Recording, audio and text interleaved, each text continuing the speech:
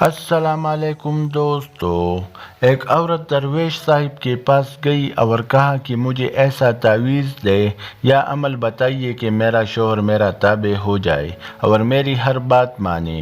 درویش صاحب ایک دانشمند انسان تھے۔ انہوں نے عورت کی بات پورے اطمینان کے ساتھ سنی اور کہا کہ ایک عمل ہے جو شیر کی گردن کے بال سے ہوگا، اور وہ بال بھی آپ کو خود شیر کی گردن سے اکھاڑ کر لانا ہوگا، تب ہی یہ عمل ممکن ہو سکے گا۔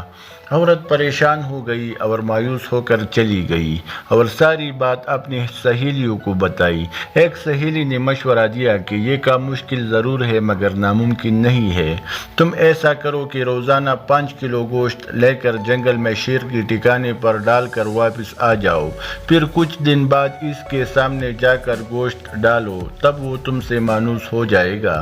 پھر ایک دن جب اس کے قریب جا کر گوشت ڈالو اور اس کے گردن پر پیار برا ہاتھ پھیرنا اور بال اکھاڑ لینا۔ عورت کو اپنی سہیلی کی یہ ترکیب پسند آئی تو اگلے دن سے ہی اس نے روزانہ جنگل جا کر شیر کی جگہ پر گوشت ڈالنا شروع کر دیا۔ شیر آتا اور گوشت کھا کر چلا جاتا۔ پھر ایک ماہ بعد اس عورت نے شیر کے سامنے آ کر گوشت ڈالنا شروع کیا تاکہ شیر کو پتہ چلے کہ اس کی خدمت کون کرتا ہے۔ پھر آہستہ آہستہ شیر اس عورت سے مانوس ہو گیا۔ پھر ایک دن اس عورت نے شیر کے قریب جا کر گوشت ڈالا اور اس کی گردن پر پیار بھرا ہاتھ پھیرا اور بال اکھاڑ لیا۔ اگلے دن وہ عورت درویش صاحب کے پاس گئی اور بال حوالے کیا اور عمل کرنے کو کہا۔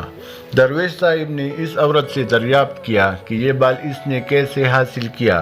پھر عورت نے سارا قصہ سنایا۔ درویش صاحب مسکرائے اور کہا کہ تمہارا شوہر اس شیر سے زیادہ خطرناک اور خونخوار ہے۔ جس جنگلی درندے کی تم نے اتنے دن خدمت کی اور اسے اپنا تابع کر لیا، اس کی گردن سے بال اکھاڑ لیا اور اس نے کچھ بھی نہ کیا۔ جب ایک جنگلی درندہ چند دن کی خدمت سے آپ کا تابع ہو سکتا ہے تو اگر تم اپنے شوہر کی اس طرح سے خدمت کرو تو وہ ایک باشعور انسان بھی آپ کے تابع ہو سکتا ہے۔